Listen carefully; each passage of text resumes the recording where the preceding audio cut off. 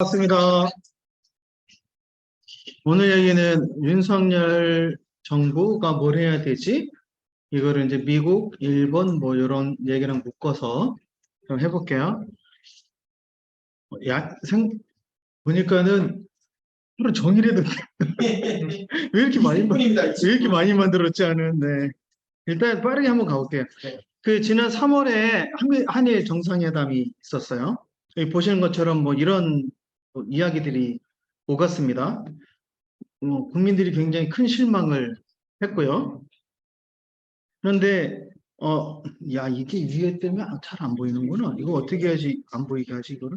하여튼 보면은 이 시점이 그 노동개혁 관련해 가지고 그 굉장히 뭔가 노동시간 69시간 이야기가 나오면서 그런데 50 몇 시간이 뭐 저기 노동시간인 것처럼 하는데 우리 노동법에는 40시간으로 되어 있습니다.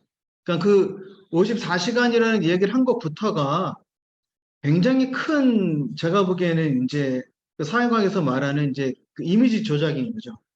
그 얘기부터가 제가 보기엔 굉장히 좀 뭐 하여튼 그랬는데 그때 이 시점에 공교롭게 일본도 갔다. 예. 그런데 갑자기 이 시점에 이렇게 보면 돈보따리를 이게 보시면은 수도권에 첨단 클러스터를 만든다고 했다. 이런 게 쭉 나오죠. 근데 재미있는 거는 1년 전에 윤 대통령 취임한 지 얼마 안 돼서 바이든 대통령이랑 똑같은 데 가가지고 이때도 600조 풀겠다고 했었고요. 그게 문재인 정부 때는 또 풀겠다고. 근데 돈 액수는 다르지만 지금 무슨 얘기냐면 삼성이나 SK 하이닉스나 이런 데서 반도체 관련 투자할 준비를 다 하고 있었던 거죠.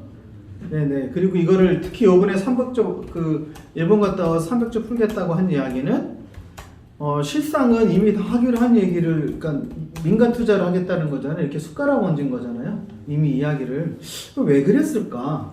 그만큼 이 일본 한일 정상회담 하면서의 여론의 반발, 국민들의 실망감이 컸구나. 그럼 왜 그랬을까? 한번 중간에 깜짝 퀴즈를 한번 이런 반도체나 이런 게 연결이 돼 있으니까 한번 이게 뒤로 가면은 다 까먹을 것 같아서 중간에 뭐 깜짝 퀴즈를 넣어봤어요. 이게 일본을 갔는데 왜 반도체에서 왜 미국이 튀어나오지? 한번 이런 거를 생각을 해보자는 거죠. 이게 시간 있으면 분들 질문하고 되겠는데요.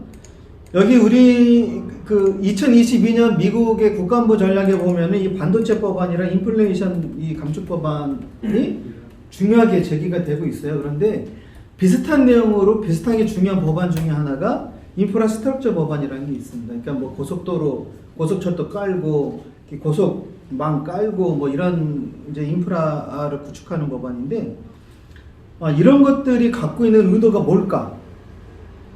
그냥 한마디로만 바쁘니까는 한마디로 결론을 말씀드리면 이 지금 그 미국의 핵심은 일본, 독일, 한국 공통점이 뭐죠?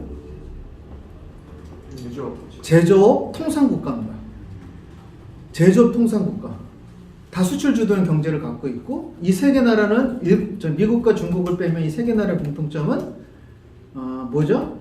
예, 저 신발 옷감에서부터 우주선까지 만드는 나라. 모든 걸 다 만드는 나라입니다. 그죠? 한번 가만히 보세요. 이런 나라가 어디 또 있죠? 없어요. 예, 한국, 일본, 독일 같은 나라는 없어요. 미국의 이 세계법원 핵심은 뭐죠? 여기 되게 중요한 게 제조업 통상국가라 그랬잖아. 제조업 앞에 붙는 말이 있는 거예요. 우리나라가 처음 산업화 시작할 때는 노동집약적 산업 제조업 통상국가고 그 다음에 삼성이나 이런 데가 큰 건 뭐죠? 그죠? 예, 자본집약적 산업 통상국가였던 거예요. 지금은 이게 기술 집약적으로 바뀐 거죠. 근데 참고로 기술 집약적인 나라는 자본 집약적인 걸 버리는 아니야. 이거 버린 나라도 있어. 예를 들면 영국 이런데. 그렇죠. 독일, 일본, 한국은 이게 다 있는 거야. 근데 인프라스트럭처 법안, IRA, 칩스 앤 사이언스 액트 이런 건 뭐야 핵심이? 니네 나라의 기술 집약적 산업 미국으로 갖고 와. 심플한 겁니다. 미국으로 갖고 와 이런 거예요. 그러면은 여기에서 중요한 게 한국은 그러면은 삼성이 미국으로 떠나면 심플하게 정리될 수 있죠. 근데 왜 안 갈까요? 왜 안 갈까? 삼성이 또는 대만의 TSMC인가? 뭐 그런 거나 이런 데들이 미국 가면 미국의 본사를 옮겨가면 살아남을까요? 기술 집약적 산업의 핵심은 뭐죠? 사람이잖아. 그죠? 가면은 미국은 훨씬 돈 많이 줄 건데. 즉 그 기업 자체가 원래 그거로 존재할 수가 없을까? 그 기업의 오너들은 당연히 옮겨갈 수가 없어요. 한국 탈출 안 합니다. 대만 탈출 안 합니다. 일본 탈출 안 합니다. 핵심은. 근데 오라는 거예요. 지금 일본과의 외교에서 문제가 생기는데 이 문제를 면피하려고 지금 이런 걸 하고 있는 거야. 그러면은 고민이 생기죠. 우리나라는 전략이 뭐지? 그러니까 충분히 그렇게 할 수 있는데 시쳇말로 돌려막을 수 있는데 그것도 우리의 이익이라는 걸 중심에 두고 전략을 해서 그 안에서 움직여야 되잖아요. 전혀 별개의 사안 같은데 지금 뭐랄까 이제 정치적인 어떠한 이런 걸 좀 놓고선 이게 굉장히 중요한 전략적 사안들을 마구 지금 돌리고 있는 거죠. 마구 돌리고 있습니다. 노동 시간도 뭐 69시간이다, 뭐 69시간이다, 뭐 54시간이다. 이것도 이럴 사안인가? 이것도 이렇게 되는 거죠. 조금 깊이 들어가 보면 이렇습니다. 지금은 기술 집약적 산업이고 전 세계가 지금 산업 전환 시대에 뭐 수많은 전환이 있죠. 에너지 전환, 디지털 전환, 산업 전환, 지금 국제 질서도 지금 전환에 있어요. 이 전환 국면에 전 세계가 집중하고 있는 사안들이 있어요. 뭐냐면 다 국가주도 산업 전략에 대해서 다 고민하고 있습니다. 지금 미국이 방금 말한 세계 법안도 다 그런 거죠. 비슷한 법안을 지금 유럽도 하고 있습니다. 그렇죠? 이러고 있는데 우리는 뭘 하고 있는 거지? 라는 고민이 드는 거죠. 예. 그러면은 지금 기업이랑 정부가, 그러니까 행정과 정치가 시장과 기업이랑 앉아가지고 우리 어떻게 해야지 미래 경쟁력이 있어 5년짜리, 10년짜리, 20년짜리를 어떻게 준비하자는 고민을 해야 될 때 이 고민을 하지 않으니까 시장에다가 기업에다가 해줄 수 있는 게 뭘까요? 노동시간에서 노동강도 높여주는 거예요. 수익률 높여주는. 나쁘게 보자면. 예. 합리적으로 우리가 예전에 어렸을 때 공부했던 정치경제학의 개념으로 보자면 노동강도를 높이고 있는 것만 지금 해주는 거예요. 근데 기술집약적 산업시대에 노동강도를 높이는 것이 얼마나 효과적일까? 단기적으로는 있겠지만 장기적으로는 한국 산업과 경제에 도움이 될까? 더 문제는 그렇게 해서 기업들이 기술 경쟁력에 대해서 더 높이지 않는다면 우리에게는 그런 플러스일까? 그러니까 노조나 일반 시민의식이 높아지고 노동조합이 목소리가 높아지는 게 전체 장기적인 경제에 꼭 마이너스일까? 저는 그렇게 보진 않습니다. 마이너스도 일부 있겠죠. 저는 노조의 문제의식이 많이 있는데요. 길게 보면 그래서 지금 이렇게 자본집약적 산업통상국가에서 기술집약적 산업통상국가로 한국이 32번째 선진국에서 앞으로 계속 선진국주의를 유지하기 위해서 가야 될 길이 있는데 그 길로 가는 길목에서 지금 왜 이렇게 갑자기 뭐 이런 거죠. 그럼 뒤에 질문이 또 나올 텐데요. 과연 그럼 한국이 일본이랑 갈등이 있는 게 나쁠까요? 그것도 한번 이따가 한번 생각해 봅시다. 그래서 아까 말한 이 반도체 관련해서 똑같은 거 계속 있었다는 걸 지금 보여준 거예요. 이재용 회장님이 문재인 대통령이 만나서 액수만 다릅니다. 액수만. 그러면은 이런 게 이제 전 세계 이 반도체 이건데 우리나라의 이 문제는 뭐죠? 이 뒤에 좀 보면은 시스템 반도체가 없잖아. 우리는 거의 메모리만 강하잖아요. 시스템은 머리고 메모리는 뭐라 그래야 되죠? 몸통이라 그래야 되나요? 그러니까 돈이 더 많이 되는 쪽이 없잖아요. 그러면은 정부가 이런 것을 하기 위해서 뭐를 해야 될지를 고민해야 되잖아요. 기업이 할 역할과 정부의 할 역할이 있다는 거예요. 기업이 하는 거를 정부가 가서 그냥 말만 얹는 게 아니라 실질적으로 무엇을 어떻게 도와줄 건가 이런 고민이 필요하겠죠. 지금 그런 거를 고민해야 될 시간에 우리 뭐 하고 있을까 이렇습니다. 한 발 더 나가고 뭐 이게 보면은 한미 반도체 동맹 강화 뭐 이러는데요. 자, 머리는 미국이 갖고 그럼 우리는 찍어내래요. 그 제일 좋은 말 하라는 거잖아요. 이렇게 되면 뭐예요? 사실상 기술 집약적 산업으로 우리는 발전 못 하잖아요. 그렇잖아요. 그러니까 지금 고민할 게 조금 많이 있는 시점이다. 이렇게 봅니다. 또 하나 여기서 넘어가기 전에 지금 삼성전자가 유례 없는 적자를 했어요. 전년 대비 90% 이상의 뭐죠?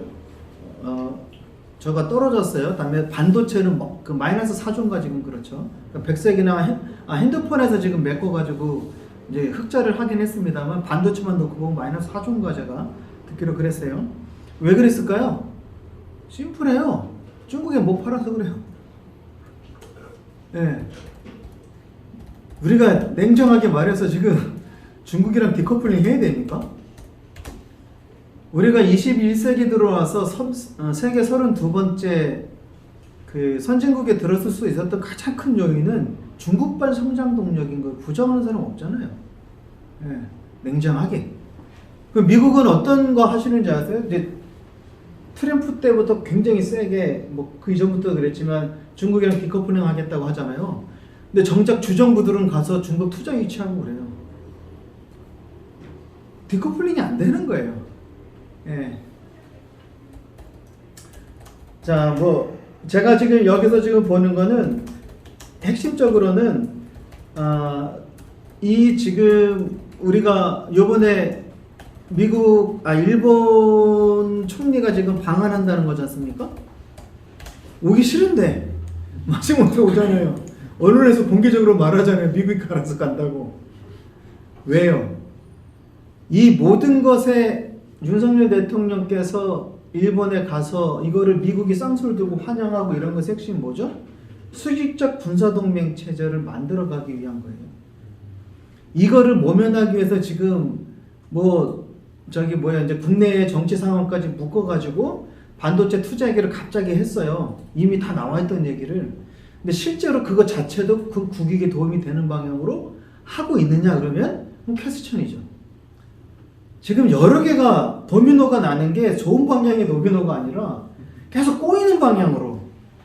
여기서 핵심은 우리의 그러면 국가 전략의 핵심 뭐를 세워야지? 라는 질문을 계속 좀 머리에 한번 넣고선 가봤으면 좋겠습니다. 그럼 이 파트에서 한번 이야기를 해봅시다. 일본이 고자세로 나올 수 있는 이유는 뭐였을까요? 질문 머리 놓고 시간 없으면 뒤에 해볼게요. 일본이 얻는 건 뭐였을까요? 자, 이번에 윤석열 대통령께서 3월달에 일본, 4월달에 미국 갔다 왔습니다. 일본과 미국이 얻는 건 뭐고 한국은 얻는 게 뭘까? 여기서 중국은 어떻게 반응할까? 생각해 봅시다. 예. 참고로 우리는 미국에 133조를 투자하기로 했는데 우리나라 기업들은 대통령께서는 가서 7조 투자 받아오셨어요. 근데 그 7조 내용이 뭐죠? 넷플릭스, 다음에 반도체, 뭐 이런 거야. 제가 보기에는 그냥 원래 하는 거 아니야? 그렇잖아. 예, 여기에 기업인들 120명을 대동해서 대한민국의 재벌들 다 데리고 가서 7조? 와, 나 너무 지금 야 이거 오픈 강의나 이래도 되는 거야 지금? 이건 아니지 않습니까 솔직히? 무슨 코미디예요. 삼성이 지금 저기 미국에 짓고 있는 공장이 40조짜리야. 그 한일 정상회담 다음에 이번에 미국 국빈 방문 한국이 얻은 게 뭐야? 안보와 경제 측면에서 생각해 보세요. 예, 생각해 봅시다. 자, 갔습니다. 전 이 사진 멋있어. 저는 딱 보고 첫 감상이 뭐였죠? 우리 대통령이 키 크시네. 풍채 좋으시다. 예. 일정도 많으셨어요. 뭐 상하원 연설도 박수도 많이 받으시고, 예, 저기 하버드 이런 데 가서 또 연설도 하시고 사진 많이 찍으셨습니다. 예. 되게 기분 좋으셨을 것 같습니다. 저는 씁쓸합니다. 뭐 워싱턴 합의 뭐 이런 내용들이 있습니다. 근데 핵심은 핵공유다라고 우리 말한 거잖아요. 그 핵공유라고 말한 것에는 이제 두 가지 큰 의미가 있겠죠. 하나는 우리나라가 핵을 안 만들게 국민 여러분 걱정하십시오. 마십시오. 미국이 핵을 줍니다. 이거잖아요. 핵공유라고 하는 직관적인 핵심은. 그들이 바로 다음에 미국의 당국자들이 공식 부인했죠. 예, 그게 진짜인가해서 이거 경향신문에서 그 핵심 당국자들 인터뷰한 거야. 공식 부인했습니다. 공식 부인했어요. 그러면 똑같은 질문 해보는 거예요. 일본에 갔을 때 한국이 얻은 게 뭐죠? 미국은요? 일본은요? 마찬가지로 이번에 미국은요? 일본은요? 한국은요? 얻은 게 뭐죠? 왜 이 질문을 드리냐면 국제관계에서 외교라고 하는 건 제가 윤범기 기자랑 뭐를 하면요 반드시 기브 앤 테이크예요. 원사이드는 없습니다. 원사이드를 있을 경우에 뭐죠? 그거는 일방주의적 패권 시스템인 경우예요. 일방주의적인 패권 시스템일 경우예요. 그것이 존재하고 있는 게 언제죠? 1991년 이후입니다. 즉 미국의 일극 체제가 세워진 이후에 일방적으로 지금 일방 원사이드야. 이제 한국 정도 경제 덩치가 되는데 원사이드로 하는 거 없어요. 우리가 94년, 5년 WTO 막 이러고 그 다음에 뭡니까 2000년대 초반에 한미 FTA 막 할 때 막 반대 시위하고 뭐 했을 땐 많이 기울어졌어요. 한국 경제가 올라왔어요. 지금은 그렇지 않아요. 예, 실제로 이게 힘이 반영이 되고 있는 거예요. 그런데 아까 말한 것처럼 한국에 있는 기술 집약적으로 지금 반도체 관련된 회사들 일도 다 들어와. 야, 이런 거 심각한 거잖아요. 얻은 게 뭐죠? 벌써요? 네. 야, 5분 남았어요. 큰일 났네요. 예, 그래서 그러면 이제 쭉쭉 핵심은 제일 중요한 거는 수익적 군사동맹 체제다. 예, 이게 지렛대다. 이 지렛대를 들어올리면은 경제고 뭐고 끌려온 게 굉장히 많다. 지금 국제 관계를 보시면은 미국이 군사적으로 땡기면은 지금 디커플링이나 블로커가 되는 거잖아. 군사적으로 딱 땡겨버리니까 우크라이나 전쟁 빵 터지고 대만이 긴장 조성하고 긴장이 딱 되니까는 디커플링 얘기가 먹히는 거니까 그러니까 디커플링의 또 다른 표현은 뭐죠? 블로커입니다. 예, 자유시장 블로커거든요. 2017년도에 이제 몇 가지 사례만 보여드릴게요. 이게 2017년에 트럼프 때 나온 미국의 국가안보 전략이에요. 이 인스트럭션 다음 옆에 있는 게 본문 시작이에요. 인스트럭션 이렇게 짧은데요. 여기 동그라미 쳐는 거. 미국의 이번 국가안보 전략은 미국 우선주의에서 출발합니다. 옆에 밑줄 친 거 한번 볼까요? 미국의 첫 번째 국가안보 전략은 국가안보의 첫 번째 내용은 첫 번째는 뭐죠? 미국의 원칙에 기초한다. 뭐 국제 관계가 없어. 우리 뜻대로 한다야. 그다음 뭐예요? 미국 이익에 분명하게 미국 이익을 평가해서 하겠다. 예, 클리어 아이드라고 하는 건요 굉장히 분명하다라는 뜻이거든요. 그다음 뭐예요? 우리가 직면하고 있는 도전들을 갖다가 제거하겠다. 얘가 말하는 도전의 핵심은 뭐죠? 중국입니다. 네. 두 번째 핵심은 뭐죠? 경제 블록화를 하겠다는 얘기예요. 이 이야기가 여기 보시면은 이런 거죠. 자, 일본이 미국에게 준 게 뭐예요? 방위비를 늘리겠다. 그리고 이 늘린 것에 대한 직접적인 모습이 뭐죠? 대만 앞바다에서 미국과 일본이 공동 군사 훈련을 한 거죠. 일본이 드디어 전후 처음으로 자기 나라 밖에서 군사 훈련을 했어요. 어디를 대상으로? 대만 방어를. 그럼 중국이랑 전쟁하자는 소리잖아요. 그럼 우리나라는 안 끌려갈 수 있어요? 주한미군은 한국에만 있을까? 그런 유화적인 생각 안 하시겠죠? 미국은 일본에게 뭘 해줬어요? 립서비스 해줬죠. 그죠? 립서비스 해줬어요. 미국의 진짜 의도는 여기 나오잖아요. 쿼드, 에너지, 안보, 뭐 돈 되는 거나 군사 관련돼 가지고 이제 미국 말 들어 이렇게 잖아요. 일본과 한국이 친해진다. 이거는 뭐죠? 수직적인 군사 동맹입니다. 참고로 여러분, 한국이랑 일본이 붙으면 우리가 이길까요? 육군끼리 붙으면 이길 수 있습니다. 근데 일본이랑 한국이 붙으면 육군이 붙을까요? 예를 들어 독도를 놓고 일본이 만약 미군이 빠지면 독도 일본 애들이 밀고 들어올 거예요. 예, 이거 100%입니다. 그럼 누가 막을까요? 한국이랑 북한이 막아야 되는 거예요. 그럼 뭐로 붙어요? 막말로 군사긴장이 높아지면 해군이야. 해군, 공군이라고 게임이 안 됩니다. 현재 우리가 갖고 있는 전력 자체가 우리는 육군 기반이고 해군 공군은 미국을 중심으로 와 있기 때문에 그리고 군사력의 핵심은 뭐죠? 핵무기를 ICBM 그러니까는 핵탄두에다가 얹을 수 있는 이게 핵심이야.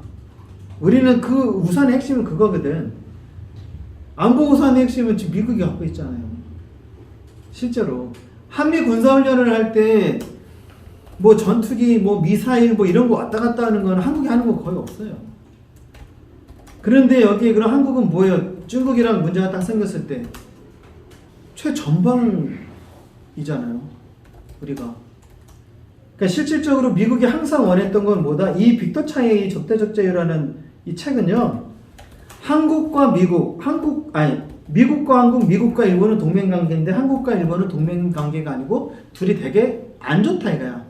적대적이다 이거야. 근데 미국을 정점으로 유사동맹체제를 갖고 있다는 겁니다. 동맹은 아닌데 유사동맹체제를 갖고 있다. 그래서 적대적자유라는 제목을 한 거예요. 그럼 미국은 계속 요구하는 게 뭐죠? 이런 거 이제는 옛날에는 한국 무조건 일본 말 들어 이러다 요즘에 한국이 좀 세지니까 이거죠. 일본 애들한테 이제 한국도 저거 뭐 한국이 하자마자 좀 해주면서 해. 쟤들 삐지면 힘들잖아. 핵심은 미국, 일본, 한국의 수직적인 군사동맹 체제를 만들려는 거다. 그럼 이 의미가 시간 없으니까는 이 22년도 얘기 여기 파란색만 빨리빨리 볼게요. 유럽 나토랑 인도 태평양 이 핵심이다라는 이야기를 지금 하고 있죠. 오커스는 뭐죠? 호주, 영국, 미국이죠. 여기에 사실상 플러스 되어 있는 게 두 개가 있어요. 앵글로 삭슨 나라 두 개 다 있죠. 캐나다랑 뉴질랜드입니다. 이 5개 나라에 대해서 잘 보셔야 됩니다. 쿼드랑 IPEF, 인도태평양 인재 경제 프레임이라고 하는 뭐 이런 것들로 가지고 제 핵심은 인도태평양이라는 데를 놓고서는 경제와 군사적으로 미국이 어떻게 하겠다라고 하는 것이 22년 국가안보 전략에 쭉 나와 있습니다. 여기 보면 이제 경제 관련돼서 나오죠. 칩스 사이언스 액트도 있고요. 다음에 이 핵심 뭐죠? 여기 중산층 일자리가 굉장히 중요하다라는 겁니다. 그래서 미국은 지금 여야를 막론하고 중산층, 더 정확히는 백인 블루 칼라들의 일자리가 미국 정치에 지금 굉장히 중요한 바로미터입니다. 인플레이션 그 감축법안 보시면은 이제 미래 산업 관련돼 가지고 이렇게 하는 거죠. 이거 관련해 반도체를 특화되어 있는 게 반도체 법안이 있죠. 이거를 인프라를 까는 거는 인프라스트럭처 법안이 다 세트라고 보시면 돼요. 이제 여기 중요한 거는 이 PRC가 저기 중국이에요. 중국인데요. 중국이 유일한 그러니까 유일한 경쟁 국가.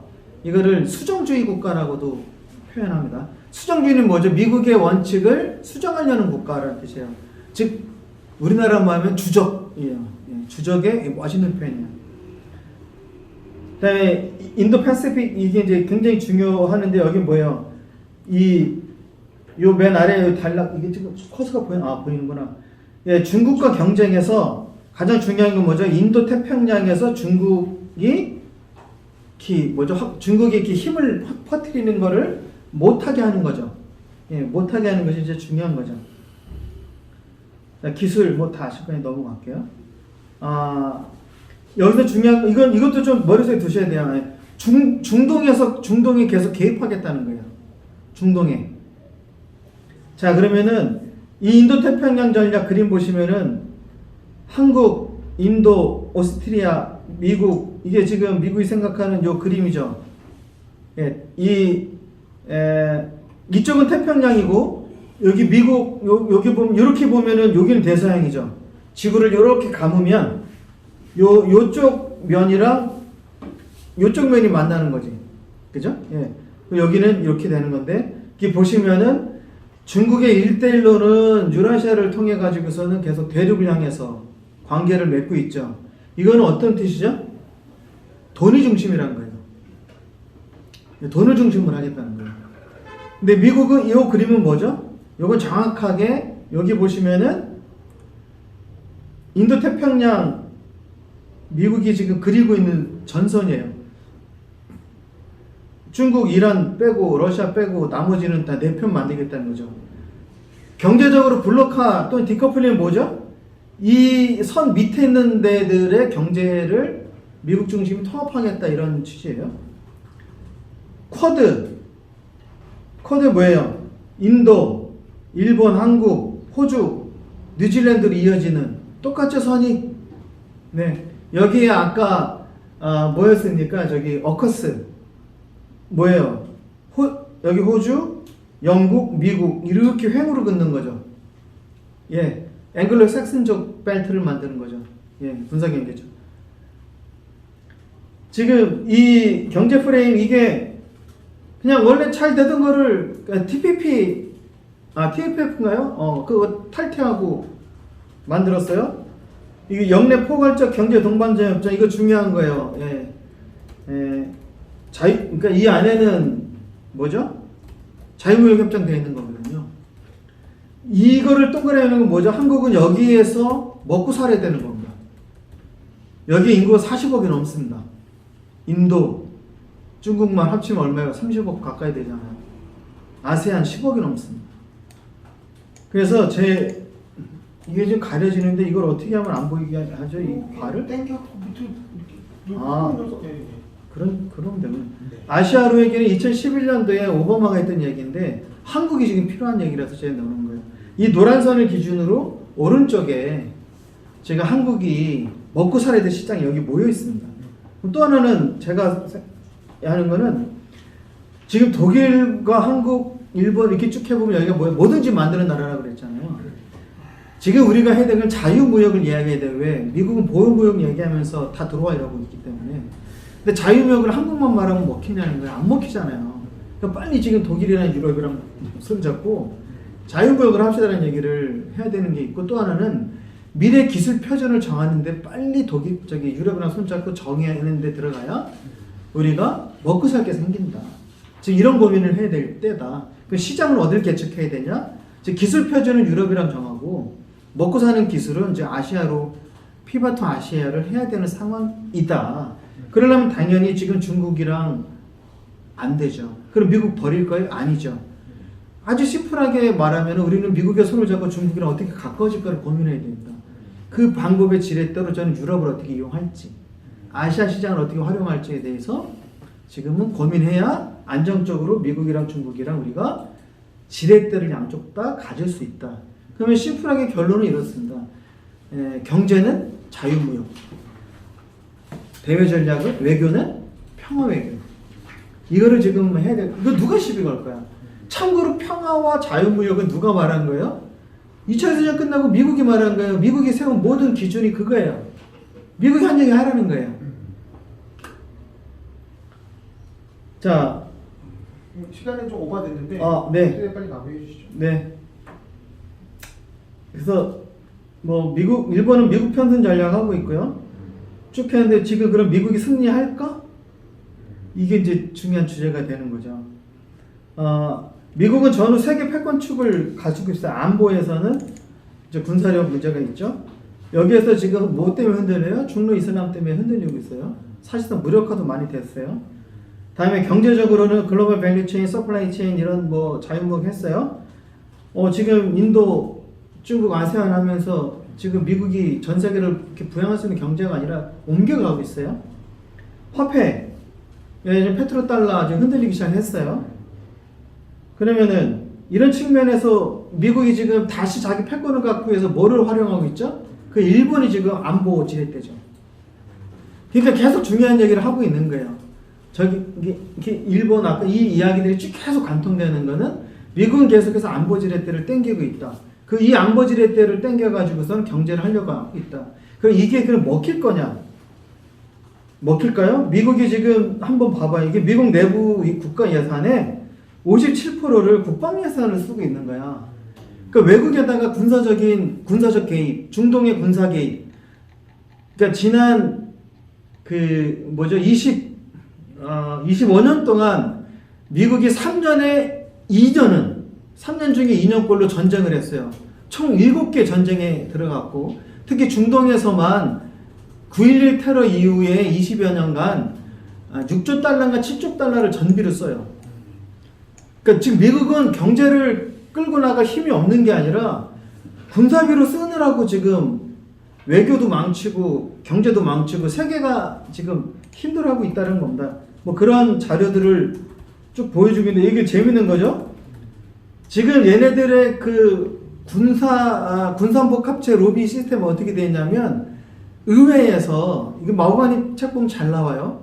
의회에서, 국방부가, 그러니까 정부가 예산을 올려요. 그러면은 의회에서 퇴짜를 놓고 국방비에다 예산을 더 얹어요. 지금 그 얘기예요. 예. 어제 오늘 일이 아니라 계속 그러고 있어요. 그 사이에, 볼까요? 빨간색이 차이나요? 이건 미국이에요. 아세안이에요. 아세안에서 무역이 어디가 높아졌죠? 굉장히 차이 나고 있잖아요. 신흥시장에서 지금, 그럼 미국이 국방비가 아니라 이거를 무역으로 돌렸으면, 경제로 돌렸으면 어떻게 됐을까? 지금 우리한테 삼성 들어와, SK 들어와 이런 깡패 짓을 할까? 그럼 우리가 미국을 이런 어떻게 하면 더 잘 살 걸 고민할 건데 지금처럼 머리털을 뽑을까? 이런 이야기입니다. 여기에 보시면은 그거 엑스페 누르셔도 됩니다. 예. 엑스페 누르셔도 됩니다. 여기 보면은 R&D 예산이에요. 그러니까 민간 포함한 거예요. 지금 정부 예산은 좀 줄고 민간 쪽이 늘어나고 있고요. 중국이 지금 어마어마하게 따라왔죠. 고무적인 건 한국이 브리튼을 제쳤다는 겁니다. 우리가 5위쯤 합니다. 절대액 기준으로. GDP 대비는 1등이에요. 이스라엘이랑 비교해. 거의 공동 1등을 보시면 돼요. 중요한 건 차이나가 유럽 합친 것보다 많죠. 예. 여기 중요한 거죠. 근데 이게 정부의 R&D로 갔을 때는 검은색이 진한 게 중국이고요. 흐린 게 미국이에요. 이런 거예요. 자, 기업 1000대 연구개발의 기업 분포 보시면 미국, 일본, 한국은 좀 늘었네요. 거의 비슷한데 중국은 2배 늘었습니다. MIT 학장이 이대로 가면은 우리는 떨어지는 낙엽대입니다. 뭐 이런 이야기를 뉴욕타임즈에다가 쭉 올려놓은 기사예요. 예. 자, 그럼 미국이 놓치고 있는 거 이것만 하고 일단 끝낼게요. 중국의 핵심은요, 이 아세안 인프라 투자은행과 1대1로는 같이 가는 거예요. 1대1로가 쭉 깔리면 저기 AIIB에서 돈을 융자하고 이런 시스템으로 가는데, 여기에서 특징이 뭐가 있냐면 일단 돈 규모가 아시아 개발은행, 미국이 주도하는 아시아 개발은행이라든가 월드뱅크나 IMF나 이런 데랑 보다 이게 훨씬 커요. 근데 특징이 뭐가 있어요? 여기는 니네 나라는 이래야 돼 라는 옵션을 달지 않아요. 미국은 자유주의 원칙으로 해서 옵션을 달아요. 니네는 뭐 정부가 이래야 돼요, 뭐 자유주의가 어때야 돼요, 뭐 이런 옵션을 걸거든요. 옵션을 걸지 않아요. 더 중요한 거는 이런 거예요. 중국이 이 아시아 인프라 투자 은행을 하는 거랑 1대1로는 그냥 세트라고 보시면 돼요. 이러는데 영국마저 창립 멤버로 들어온 거예요. 영국마저. 다음에 트럼프는 TPP를 탈취했잖아요. 근데 우방들은 갑자기 멘붕이 온 거예요. 예. 자유무역 정면 배치하고 있어요. 디커플링 한다고 하면서 관세, 무역 장벽 막 공급망 다 붕괴시킨 거예요. 미치겠는 거예요, 지금 전 세계가. 여기 보시면 1대1로 이거 같이 가는 거다. 근데 그 사이에 한번 보자. 예. 지금 돈은 이렇게 축해서 뉴욕타임즈가 이런 거잖아요. 이대로 최종 대부자로 중국이 부상하면 경제 대국이 되겠는데, 이미 PPP는 앞선 지 벌써 한 7, 8년 됐고요. 2030년, 35년 지나면은 GDP도 역전할 가능성이 적지 않습니다, 지금. 이대로 가면요. 그래서 지금 유럽이 덤비는데 게임이 안 돼. 뭐 옆에 보시면은 27년까지 유럽은 400조 쓰겠다 그러는데 이미 지금 중국은 뭐예요? 2,400조 정도를, 이게 지금 한 2년 전 자료니까 어마어마하게 지금 그러니까 그 페트로달러 쉽게 안 깨집니다만 지금은 전 세계를 미국이랑 중국이 경제를 같이 운영하고 있다고 인정해야 된다는데 지금 미국은 그런 인정 안 하고 있다. 이래서 지금 문제가 되고 있다. 그럼 미국이 서로 클 수 있는 방법은 심플하게 여기에 이렇게 있다. 근데 할까? 미국이 이걸 할 수 있을까? 참고로 여러분들 재밌는 사실, 미국의 국방부와 국무부 외교 결정을 누가 하신지 아세요? 국방부가 하나요? 합니다. 예산도 훨씬 커요. 게임이 안 되게 큽니다. 좀 마무리 좀 해주세요. 네. 그래서 이런 좀 이런 근거들을 뭐 이렇게 좀 이런 저기 책들에서 뭐 얘기들을 이렇게 좀 쭉 하고 있고, 그래서 우리가 좀 생각해야 되는 거는 안보보다 돈을 중심으로 안보로 우리 역질의 때를 조금 삼을 수 있는 게 좀 필요하고요. 이제 우리 문정희 선생님의 이런 이제 초월적 외교 이런 이야기를 하셨는데, 우리는 핵심 전략이 자유무역과 평화외교라고 하는 원칙을 정부가 좀 명확하게 갖고 모든 것에 대한 기준을 갖고 봐야 되잖아요. 기준을 세워서 좀 봐야 된다 이런 생각을 좀 하고요. 마지막에 여러분들 이제 머릿속에 좀 넣으셔야 되는 거는 대한민국, 세계도 그렇고요. 대한민국 2000년 이전과 이후의 대한민국은 완전히 다른 나라예요. 완전히 다른 나라예요. 지금 그것에 맞는 시스템이 필요한 거예요. 그런데 지금 우리 2000년 이전 정치 경제적 시스템이 있는 거예요. 기업들은 아니에요. 여러분들도 아니에요. 개인들 이미 지금 시스템에 살고 있어요. 정치와 행정이 지금 여기에 따라오지 못하고 있어요. 그래서 2000년 이전과 지금의 완전히 다른 대한민국이 어떤 게 다른지, 세계도 그렇습니다. 완전히 달라요. 2001년에 중국이 WTO에 들어오면서부터 세계화가 완성이 됐고, 그 세계화 완성 속에 중국이 컸고, 미국은 2010년 전후를 시작으로 큰일 났네 하면서 긴장이 일어나기 시작했어요. 완전히 다른 사회가 됐다. 자, 사실이 바뀌면 나는 생각을 바꾼다. 여러분은 어떻게 하시겠습니까?